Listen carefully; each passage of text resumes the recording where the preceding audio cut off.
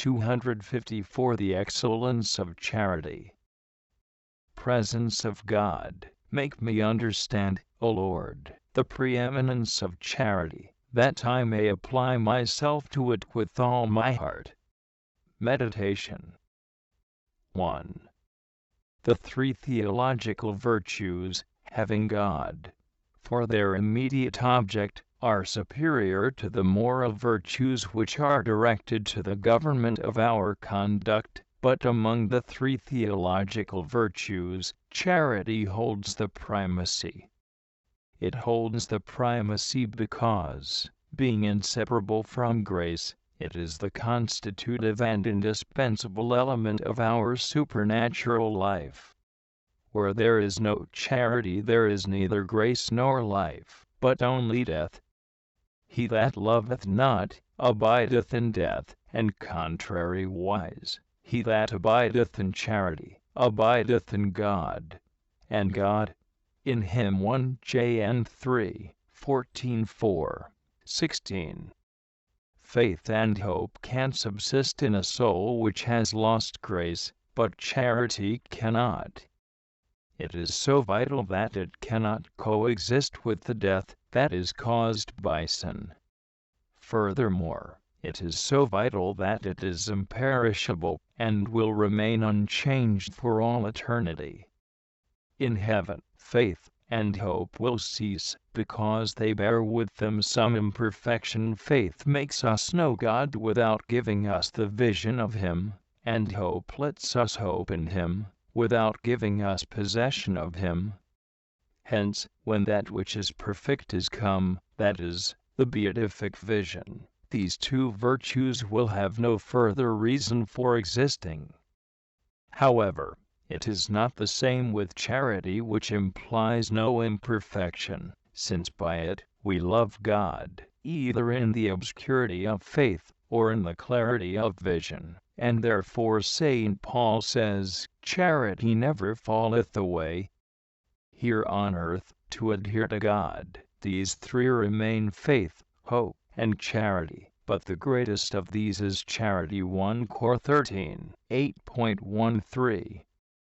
Faith and hope are incomplete virtues, because without charity they cannot unite us to God, and produce the works of eternal life. The faith and hope of a sinner, one who has lost charity, are inactive and inoperative. They remain in him, it is true, but they are there as if dead. Faith without works is dead. Fast 2:26. And only faith that worketh by charity availeth anything. Gal 5:6. And this to the extent that if I should have all faith so that I could remove mountains, and have not charity, I am nothing. 1 Cor 13:2. It is charity that gives the warmth and strength of eternal life to faith and hope. It is charity that infuses vigor into these virtues, for only he who loves is capable of abandoning himself to God with eyes closed. 2. The moral virtues can make a man honest and virtuous, and can regulate his actions according to reason, but they can in no way bring him into friendship with God, or even give him the possibility of meriting eternal life. Without the life-giving breath of charity, everything is dead, sterile, cold. Without charity, man is confined to the natural level. He cannot be a child of God, nor his friend. He cannot live in intimacy with the three divine persons.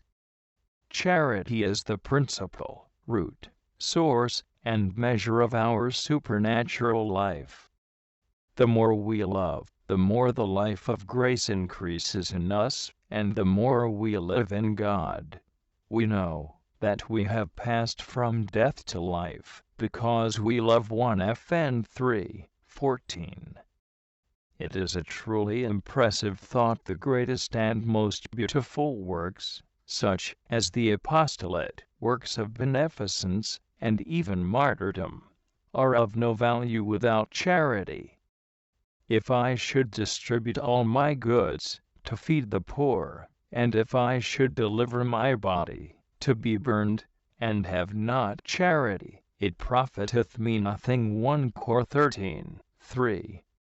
But when charity is present, everything changes in appearance, like a landscape under the sun's caress, and with the change in appearance, the value also changes. Even the lowliest works, the most secret acts of virtue, if performed out of love for God, acquire value for eternal life.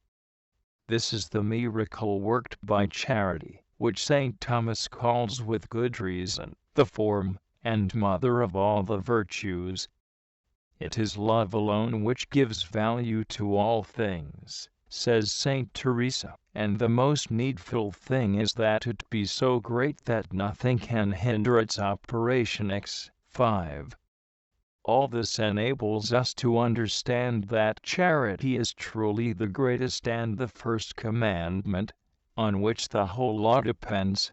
MT 22:38.40. The soul that has understood this great truth is no longer preoccupied with so many more or less accessory practices and exercises in its spiritual life, but aims straight at the heart, at the center of this life, at charity. This soul's only concern is to use all its strength in the exercise of love, to increase this love, to live as much as possible in continual, actual love. Therefore, it strives in all things to work for the sole purpose of pleasing God and giving Him glory. Colloquy. Clothe me, O Lord, with the purple garment of charity, which not only adds grace to faith and hope, but causes the soul to rise to so lofty a point that it is brought very near you, and becomes very beautiful and pleasing in your eyes. It is the virtue which most attracts your love, protects the soul against pride, and gives value to the other virtues, bestowing on them vigor and strength, grace and beauty, so that they may please you. For without charity no virtue has grace before your eyes. O sweetest love of God, how little are you known! He who has found your fountain has found rest. You remove from the affections of the will whatever is not God, and set it upon Him alone, and then you prepare this faculty, and unite it to God through love. O God, teach me to use all my powers to love you, so that all the faculties of my soul and body, memory, understanding, and will, inward and outward senses, desires of the sensual part and of the spiritual part, will work in love and for the sake of love. Grant that all that I do may do with love, and all that I may suffer with the pleasure of love, and that in this way, my God, I may keep all my strength for you. JCDNH 21 10.11 SMI 16 South Carolina 28:8. I resolve, O my God, to have no other purpose but love in all my actions, interior as well as exterior, always saying and asking myself, what am I doing now? Am I loving my God? And if I see that there is any obstacle to pure love, I shall reproach myself, remembering, O Lord, that I must return you love for love. Well, do you make me understand that the more I love you, the more diligent I shall be in the observance of all your holy laws. Compared TMSP.